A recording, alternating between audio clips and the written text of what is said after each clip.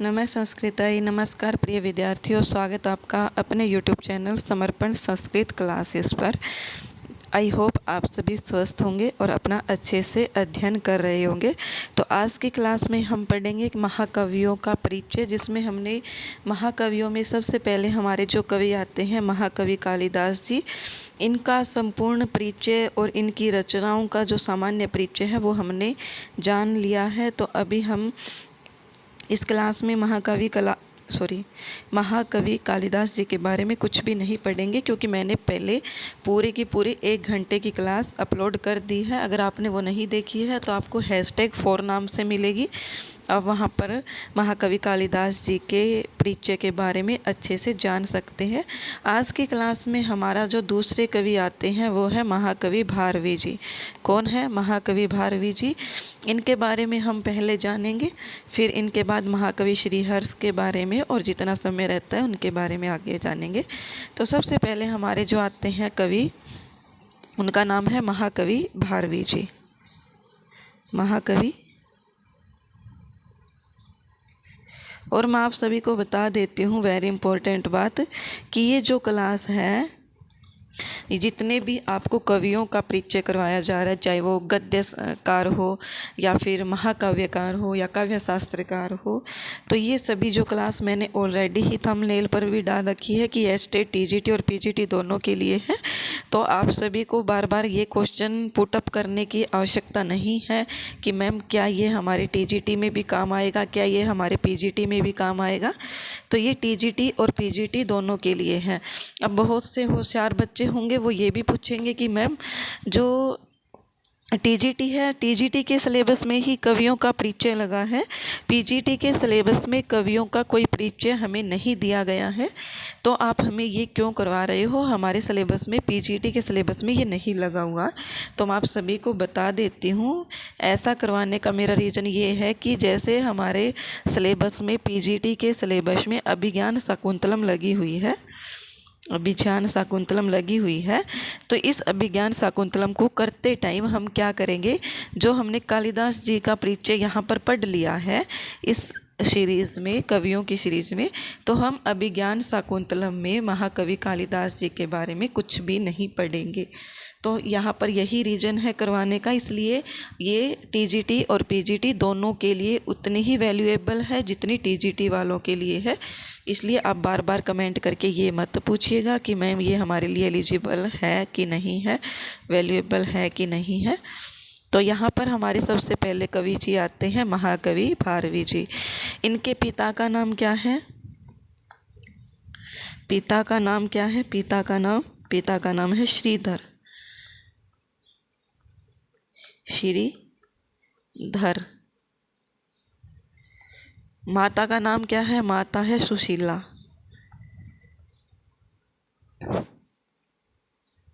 माता कौन है? माता है सुशीला।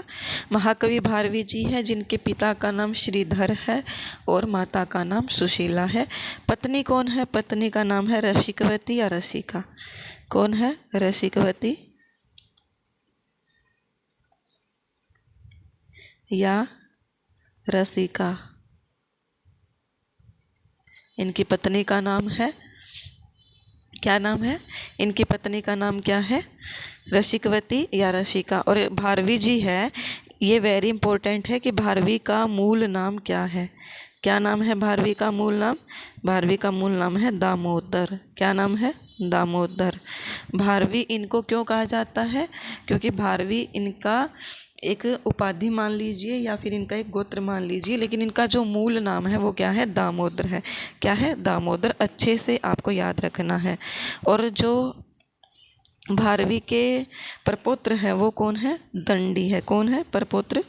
भारवी के प्रपौत्र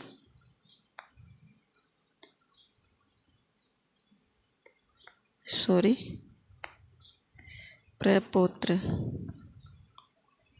कौन है? दंडी। दंडी के पर पितामह कौन है? भारवी जी है। आइए इनका अन्य नाम जानते हैं हम भारवी जी का। भारवी का अन्य नाम क्या है? भारवी का अन्य नाम है सॉरी, जो भारवी का मूल नाम है वो दामोदर है और इनके अन्य नाम में क्या जाना जाता है, भारवी जी, जो हम सभी जानते ही हैं। और इनकी जो उपाधि है वो क्या है, आतपत्र। तो वेरी वेरी इंपॉर्टेंट है ये उपाधि, हमसे पूछी जाती है कि भारवी जी की उपाधि का नाम क्या है, या फिर प्रश्न इस प्रकार से पूछ लिया जाता है कि आतपत्र उपाधि किसकी है। आतपत्र उपाधि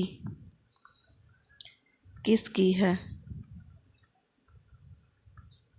आतपत्र उपाधि किसकी है, ये प्रश्न हमसे पूछ लिया जाता है।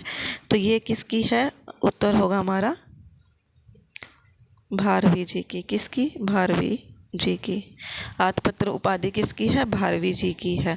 और इनका जो जन्म स्थान है वैसे तो पूछा नहीं जाता है, लेकिन फिर भी हमें पता होना चाहिए, कोई और एग्ज़ाम हो तो उसमें भी हमें काम आएगा। तो यहाँ पर जो जन्म स्थान हो जाएगा, इनका जन्म स्थान है दक्षिण भारत के नासिक प्रदेश अचलपुर में। इनको एलिचपुर भी कहा जाता है, अचलपुर या एलिचपुर। तो बस आप यही याद रखिएगा कि इनका जन्म स्थान कहाँ है, एलिचपुर या फिर अचलपुर। तो ये इनका जन्म स्थान है। समय क्या माना जाता है, वेरी इंपॉर्टेंट है। समय क्या है, समय है इनका 6ठी शताब्दी। क्या है समय, 6th शताब्दी ईसा पूर्व, 6ठी शताब्दी। सॉरी, यहाँ पर ईसा पूर्व नहीं आएगा, सिर्फ और सिर्फ 6ठी शताब्दी ही आएगा। क्या है, 6ठी शताब्दी का उत्तरार्ध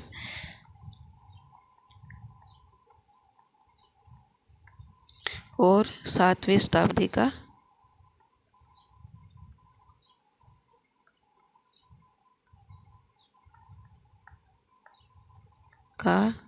पूर्वार्ध।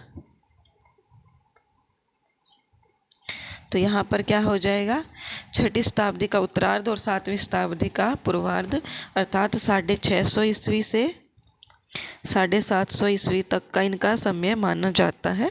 अब अच्छे से याद रखिएगा। उपाधि हमने जान ली है, उपाधि क्या है, आतपत्र भारवी। संप्रदाय, किस संप्रदाय से हैं ये भारवी जी, तो संप्रदाय हो जाएगा हमारा, संप्रदाय हो जाएगा, क्या हो जाएगा, संप्रदाय शैव संप्रदाय। कालिदास भी शिव के उपासक थे, तो यहाँ पर जो भारवी जी है वो भी क्या है, शिव के ही उपासक है। वेरी इंपॉर्टेंट आता है कि जो महाकवि भारवी जी हैं, भारवी के आश्रयदाता राजा कौन थे। क्या है, भारवी जी के आश्रयदाता, आश्रयदाता मतलब आश्रय देने वाले, आश्रयदाता राजा कौन थे, तो ये थे विष्णुवर्धन। कौन थे, विष्णुवर्धन। आप इसको इस प्रकार से भी याद रख सकते हैं, भारवी जो शब्द बनता है भारवी, तो यहाँ पर भारवी का अंतिम शब्द उठा लीजिए, अंतिम अक्षर, और वी को वी यहाँ से जोड़ दीजिए, भारवी विष्णुवर्धन। तो यहाँ पर आपको ये अच्छे से याद हो जाएगा। फिर आता है हमारा कि इनकी जो रचनाएं आती है महाकवि भारवी जी की, इनका सामान्य परिचय हमने जान लिया है। अब इनकी रचनाएं हैं, तो वो रचनाएं क्या हैं वो हम जान लेते हैं। तो सबसे इम्पोर्टेंट है इनकी एक मात्र रचना, और इनकी एकमात्र रचना ही जानी जाती है। एकमात्र रचना कौन सी है भारवी जी की, तो वो रचना हो जाती है किराता अर्जुनियम। क्या है, किराता अर्जुनियम।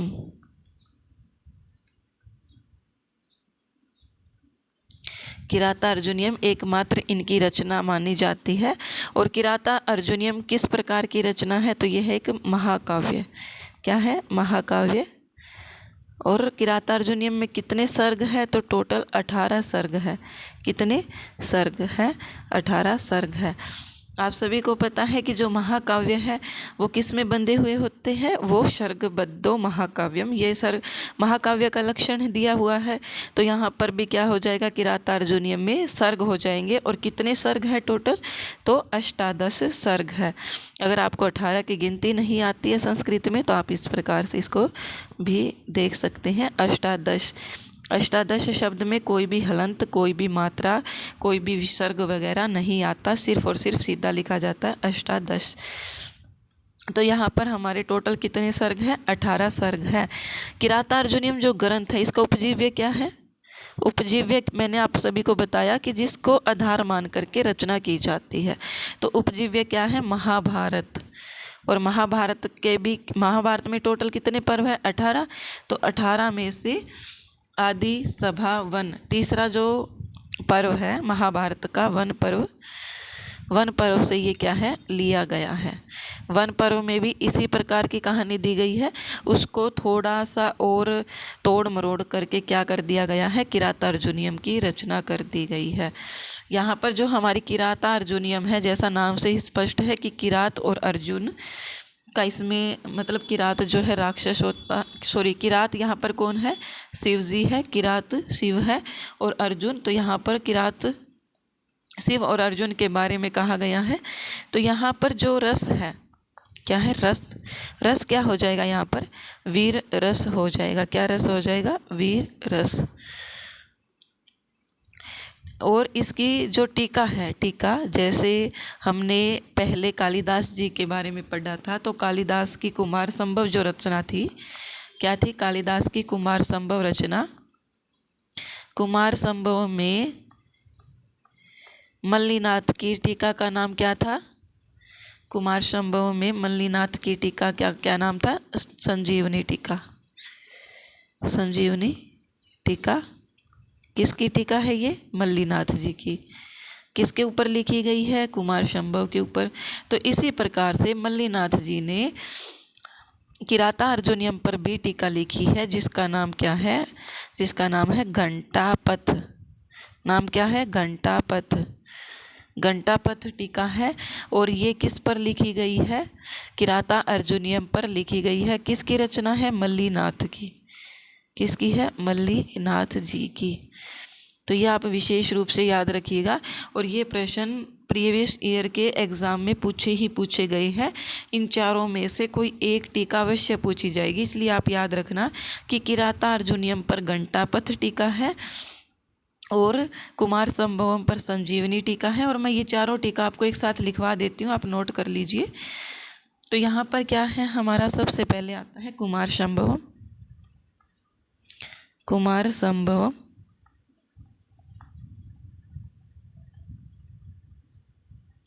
कुमार संभवम पर जो टीका है वो, जिस टीका का नाम क्या है? संजीवनी। संजीवनी संजीवनी टीका है। किसकी है? मल्लीनाथ जी की। किसकी? मल्लीनाथ जी की। इसके बाद मल्लीनाथ जी ने कौन से काव्य पर रचना की, टीका लिखी है? तो दूसरा हम लिख लेते हैं किरातार्जुनीयम। क्या है? किरातार्जुनीयम। ये आप नोट कर लीजिएगा, वेरी वेरी इंपॉर्टेंट है। तो यहाँ पर जो किरातार्जुनीयम है, इसके ऊपर कौन सी टीका लिखी गई है? इस पर लिखी गई है घंटापथ टीका। घंटापथ टीका किसकी है? ये भी किसकी है? मल्लीनाथ जी की। इसके बाद जो तीसरी रचना आती है हमारी, तीसरी आती है नैषधीय चरितम। नैषधीय चरितम। नैषधीय चरितम में टीका जो लिखी है मल्लीनाथ जी ने, उस टीका का नाम क्या है? जीवातु टीका। क्या नाम है? जीवातु टीका। किसके द्वारा लिखी है? मल्लीनाथ के द्वारा ही लिखी गई है। इसके बाद आती है हमारी शिशुपाल वध। क्या है? शिशुपाल वध। शिशुपाल वध। शिशुपाल वध पे कौन सी टीका लिखी है? सर्वांकशा टीका। सर्वांकशा टीका किसके द्वारा लिखी गई है? तो ये भी मल्लीनाथ के द्वारा ही लिखी गई है। मल्लीनाथ जी के द्वारा ही ये टीका भी लिखी गई है। आई होप आपको अच्छे से ध्यान हो रहेगा। अब आप इसको नोट कर लीजिए। कुमार संभव पे संजीवनी टीका है जो मल्लीनाथ ने लिखी है। किरातार्जुनीयम पे घंटापथ टीका है जो मल्लीनाथ जी ने लिखी है। नैषधीय चरितम पर जीवातु टीका है जो मल्लीनाथ जी ने लिखी है, और शिशुपाल वध पर सर्वांकिसा टीका है जो भी मल्लीनाथ जी ने लिखी है। अब आती है कि जो हमारे भारवी जी हैं इनकी प्रशंसा की जाती है, और वो सूक्ति कौन सी है, तो वो है नारी केल फल समितम वच है। नारी केल फल समितम वच है। ये सूक्ति किसके लिए कही गई है, तो ये हमसे पूछी जाती है, तो ये कही गई है भारवी जी के लिए। किसके लिए कही गई है, भारवी जी के लिए। और किसने कही है, तो ये भी हमें पता होना चाहिए। तो ये कही है घंटापथ टीका में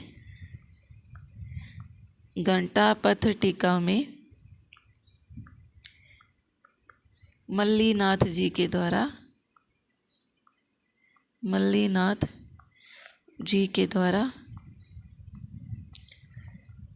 कही गई है।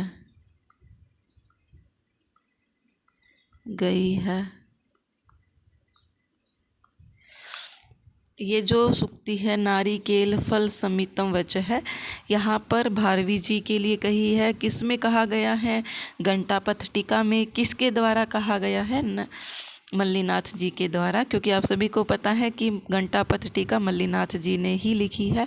अब बारी आती है कि जो हमारी ये किरातार्जुनीयम है, किरातार्जुनीयम, इसकी गणना किस में की गई है, इसकी गणना की गई है किरातार्जुनीयम की गणना बृहत्त्रयी के अंदर की गई है। किसके अंदर, बृहत्त्रयी के अंदर की गई है। बृहत्त्रयी में 3 है, तो वो कौन कौन सी है, सबसे पहले है हमारी किरातार्जुनीयम,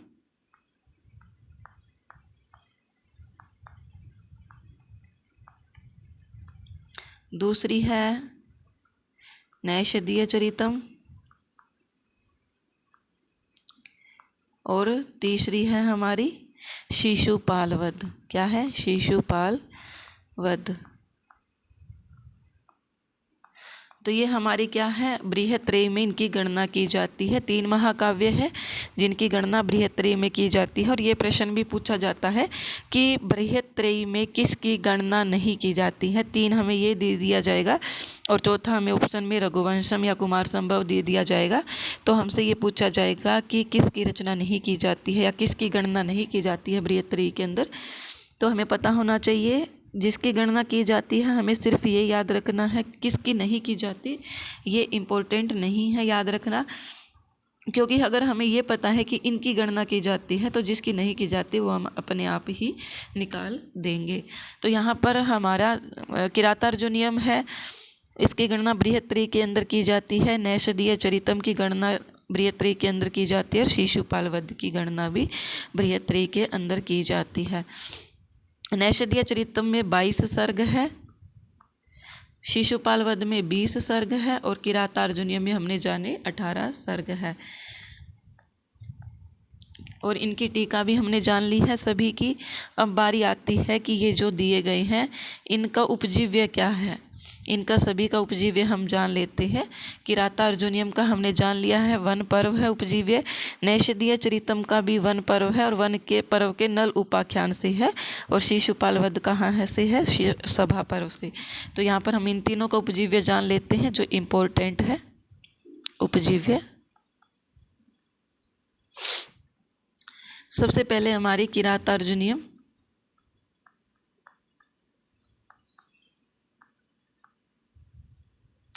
किरातार्जुनीयम का उपजीव्य क्या है। किरातार्जुनीयम महाभारत का वन पर्व,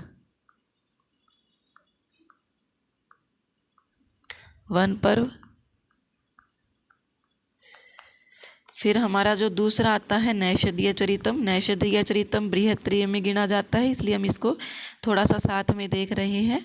नैषधीय चरितम इसका क्या है, महाभारत के वन पर्व के नलोपाख्यान से है। कहाँ से है? वन पर्व के नलोपाख्यान से। तो यहाँ पर हमसे प्रश्न ये भी पूछा जा सकता है कि नल उपाख्यान का वर्णन नलोपाख्यान का वर्णन किस पर्व में है? तो ये हमें अच्छे से याद रखना है। किस पर्व में है? तो ये है वन पर्व में। किस में है? वन पर्व में। ये प्रश्न पूछे जाते हैं, नेट की परीक्षा में भी पूछा गया था। किसी भी उपाख्यान का वर्णन किस पर्व में है? तो वो भी वन पर्व में ही है। और नल उपाख्यान जो है वो भी किस में है? वन पर्व में है। और एक उपाख्यान और आता है जिसका नाम है शकुंतलोपाख्यान, वो किस में है? आदि पर्व में है। किस में है? आदि पर्व में। जो अभिज्ञान शाकुंतलम रचना है हमारी, वो आदि पर्व से ही उपजीव्य उसका है। तो यहाँ पर हमारा तीसरा आता है हमारा शिशुपाल वध। शिशुपाल वध। और शिशुपाल वध जो है इसका उपजीव्य क्या माना जाता है? महाभारत का सभा पर्व। क्या माना जाता है? महाभारत का सभा पर्व। सभा पर्व अर्थात शिशुपाल का वध किस में हुआ है? सभा में हुआ। आप इस प्रकार से इसको याद रख सकते हैं। जो शिशुपाल राक्षस है उसका वध श्री कृष्ण ने सभा में किया था। इस प्रकार से आप याद रखोगे तो आपको अच्छे से याद रहेगा। बाकी आपकी मर्जी, आप किसी भी प्रकार से इसको रख सकते हैं। और जो किरातार्जुनीयम है उसको हम क्या कहते हैं? किरातार्जुनीयम महाकाव्य जो है, किरातार्जुनीयम महाकाव्य का अन्य नाम क्या है? तो ये भी हमें पूछा जाता है। किरातार्जुनीयम महाकाव्य का अन्य नाम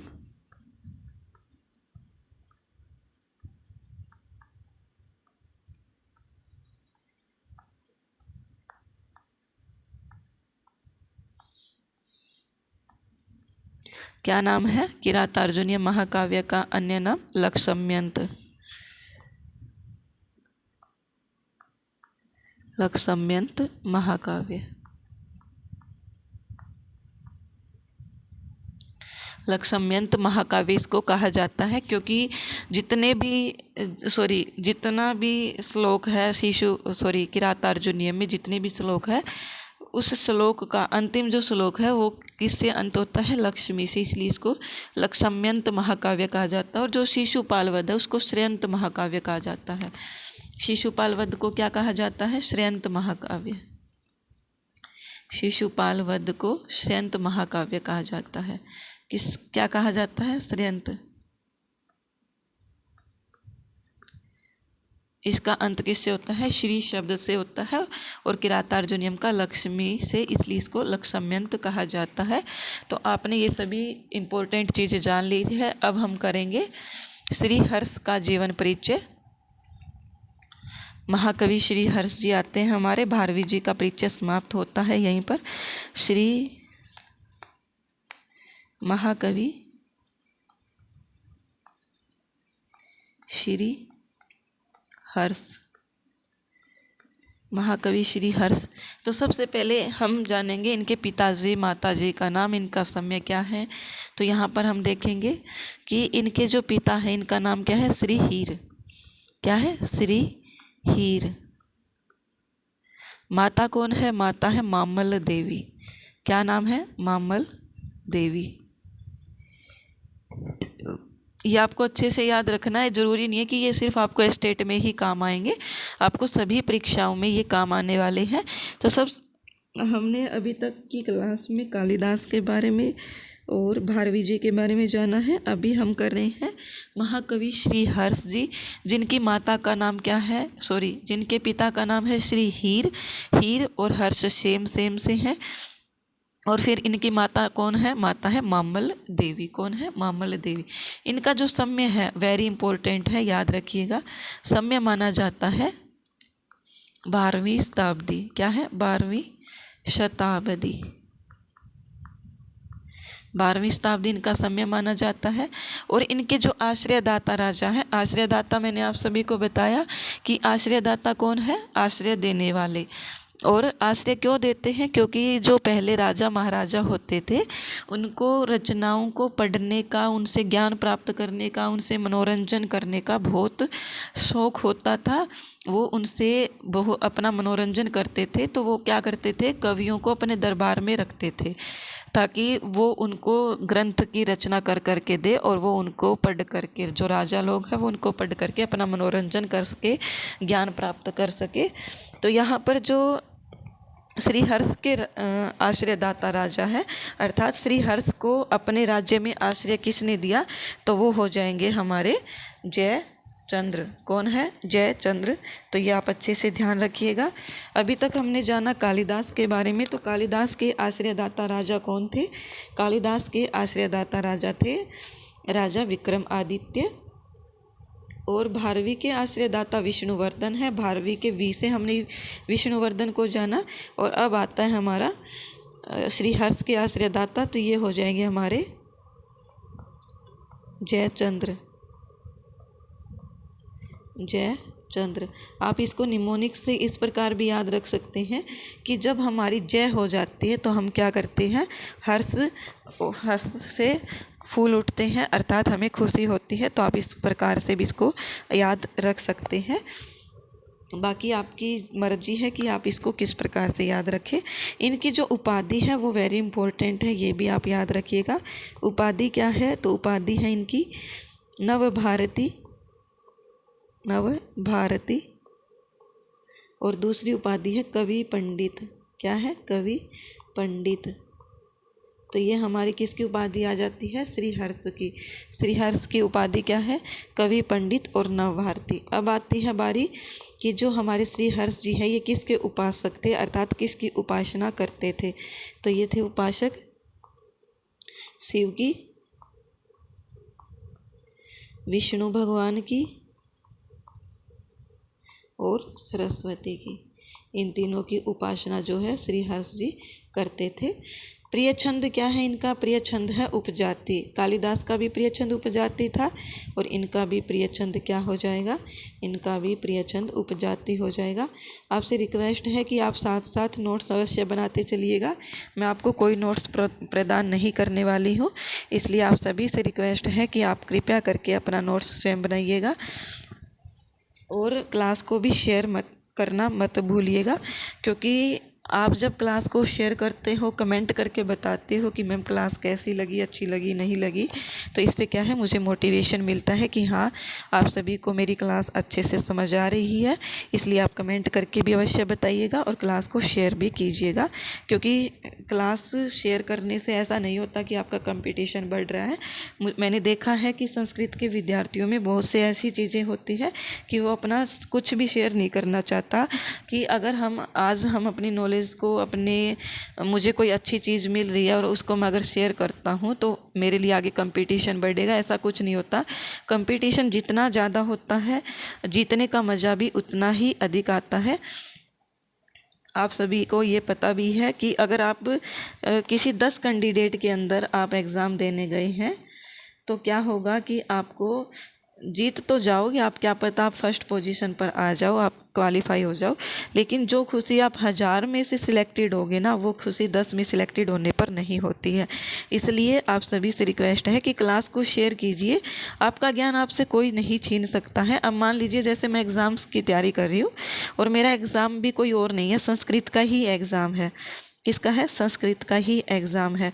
और अगर मैं ये सोच करके चलूँ कि मैं आज यूट्यूब पर पढ़ा रही हूँ और मेरे पढ़ाने से बच्चे आगे बढ़ रहे हैं, सभी जो स्टूडेंट हैं, कैंडिडेट हैं, उनके इतने अच्छे अच्छे नंबर आ रहे हैं, वो मुझसे आगे जा रहे हैं, तो क्या होगा कि मैं उनको पढ़ाना बंद कर दूँ?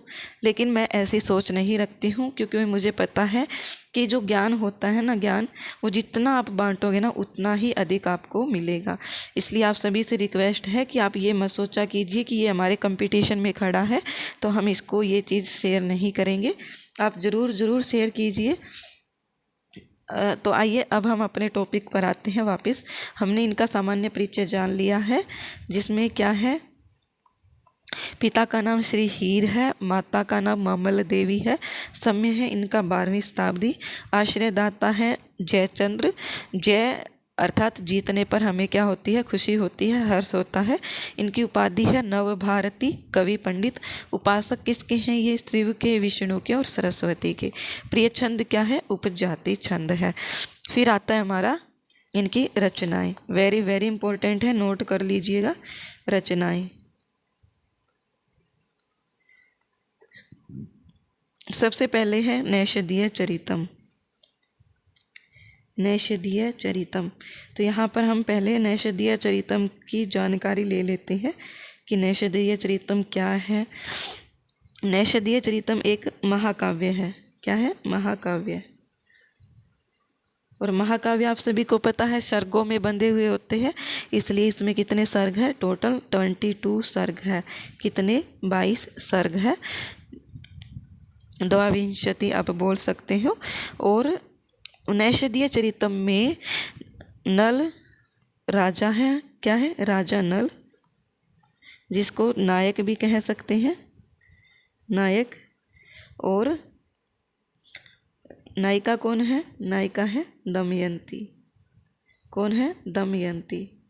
और ये नायिका कौन है, ये नायिका है विदर्भ देश के, कौन है नायिका, विदर्भ देश के महाराज। नायिका कौन है, विदर्भ देश के महाराज,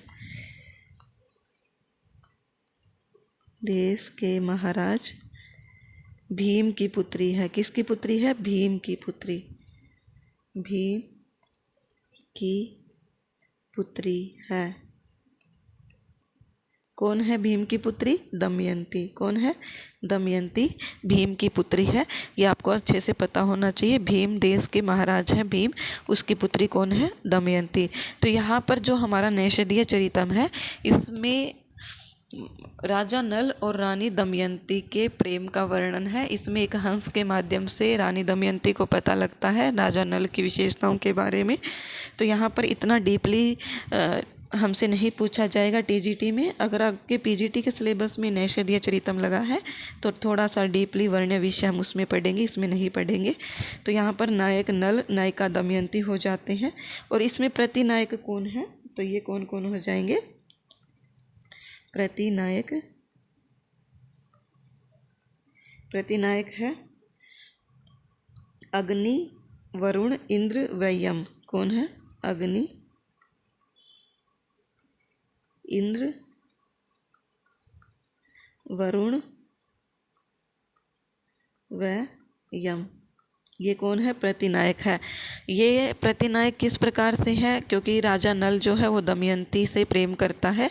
और ये जो इंद्र, यम, अग्नि, ये सब जो देवता है, ये राजा नल की शादी दमयंती से नहीं होने देना चाहते हैं। जब दमयंती के पिता स्वयंवर करवाते हैं तो वहाँ पर राजा नल जाते हैं और राजा नल का ही रूप धारण करके ये चारों जाते हैं, ये चारों भी जाते हैं। तो ये चारों क्यों जाते हैं, ताकि दमयंती भ्रमित हो जाए और राजा नल को माला न पहना करके हमें माला पहना दे। तो यहाँ पर ये वर्णन किया गया है। तो हमसे प्रश्न में ये भी पूछा जा सकता है कि नैषधीय चरितम में कितने नलों का वर्णन किया गया है। तो 5 नलों का वर्णन है। तो मैं प्रश्न लिख देती हूँ। नैषधीय चरितम में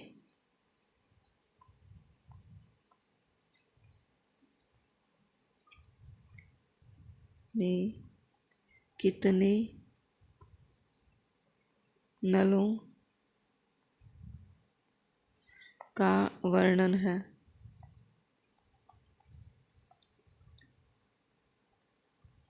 उत्तर हो जाएगा 5 पंच। कौन कौन से हैं वो 5 नल, तो वो 5 नल हम जान लेते हैं।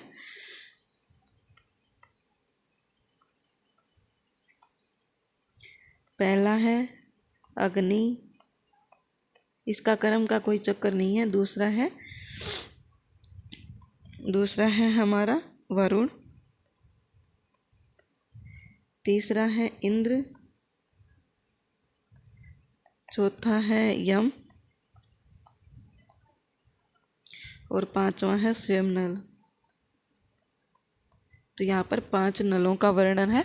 तो हमसे ये प्रश्न पूछा जा सकता है कि अग्नि, वरुण और नल दे करके ये पूछा जा सकता है कि इसमें से कौन सा ऐसा व्यक्ति है जो नल नहीं है, जिसका वर्णन 5 नलों में नहीं किया जाता है। तो आपको ये अच्छे से याद रखना है कि अग्नि, वरुण, इंद्र, यम और स्वयं नल, ये 5 नलों का नैषधीय चरितम में वर्णन किया गया है। नैषधीय चरितम जो रचना है, इसमें किस अलंकार का प्रयोग किया गया है? तो अलंकार का प्रयोग किया गया है यहाँ पर अनुप्रास, अनुप्रास अलंकार। और रस कौन सा है? रस है इसमें श्रृंगार रस। कौन सा रस है? श्रृंगार रस है। और रीति कौन सी है? रीति है वैदर्भी। कौन सी रीति है? वैदर्भी। तो यहाँ पर हमने नैषधीय चरितम के बारे में जान लिया है। ये एक महाकाव्य है, 22 सर्ग है, नायक नल है, नायिका दमयंती है, 5 नलों का वर्णन किया गया है। कौन कौन से, ये भी हमने जान लिया है। अब बारी आती है इनकी अन्य रचनाओं के बारे में। और मैं आपको बता दूँ कि ये जो नैषधीय चरितम है, हमने श्रीहर्ष के बारे में ये जान लिया है। हम इसका जो आगे हमारे जो कवि है, महाकवि माघ, महर्षि वाल्मीकि और महर्षि वेदव्यास, इनका परिचय हम कल की क्लास में करेंगे। आज की क्लास में हम सिर्फ और सिर्फ श्रीहर्ष के बारे में और भारवी जी के बारे में ही जानेंगे। तो अब हम श्रीहर्ष की जो रचनाएं हैं, अन्य रचनाएं, श्रीहर्ष की सिर्फ हमने नैषधीय चरितम ही नहीं पढ़नी है, इनकी अन्य रचनाएं भी हैं जिनका सिर्फ और सिर्फ हमें नाम पता होना चाहिए और ज़्यादा कुछ इसमें नहीं पूछा जाता है। तो यहाँ पर जो अन्य रचनाएं हैं, अन्य रचनाएं कौन कौन सी है वो जान लेते हैं। सबसे पहले है नैषधीय चरितम, हमने पढ़ ली है। इसके बाद है दूसरी स्थैर्य विचार प्रकरण। आप आवाज़ सुन लीजिएगा अगर आपको लिखा हुआ नहीं समझ आता है तो।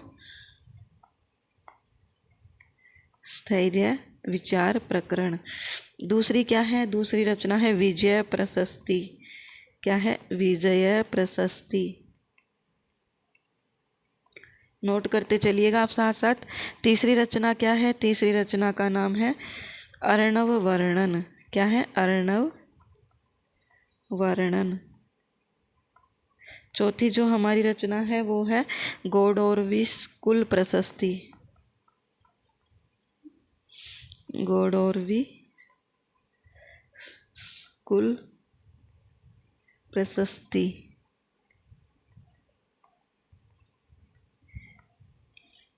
पांचवी रचना आती है छिंद प्रशस्ति। क्या है? छिंद प्रशस्ति। छठी जो रचना आती है वो है शिव शक्ति सिद्धि। क्या है? शिव शक्ति सिद्ध। सातवीं है खंडन खंड खाद्य। क्या है? खंडन खंड खाद्य। खंडन खंड खाद्य। नौवीं जो हमारी रचना आती है वो क्या है?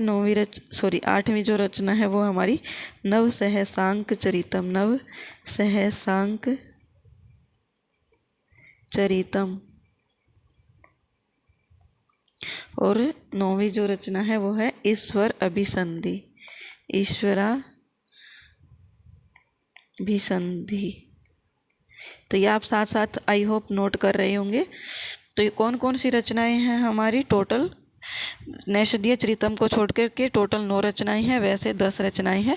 तो अन्य रचनाएं में कौन सी है? पहली स्थैर्य विचार प्रकरण, विजय प्रशस्ति, अर्णव वर्णन, गौड़ौरवी कुल प्रशस्ति, छिंद प्रशस्ति, शिव शक्ति सिद्ध और खंडन खंड खाद्य, नव सहसांक चरितम, ईश्वराभिसंधि। आप सभी के लिए एक प्रश्न पूछ रही हूँ मैं, आप सभी मुझे कमेंट करके बताइएगा। प्रश्न है श्रीहर्ष की रचनाओं में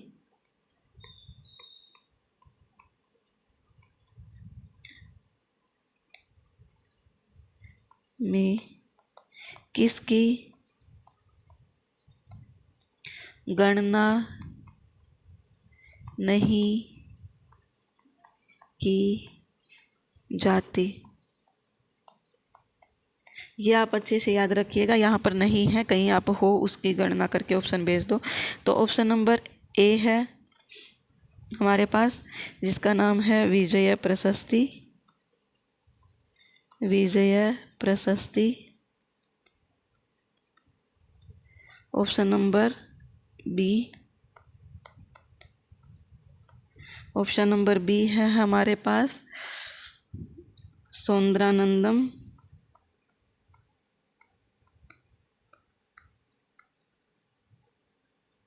ऑप्शन नंबर सी है हमारे पास छंद प्रशस्ति। और ऑप्शन नंबर डी है हमारे पास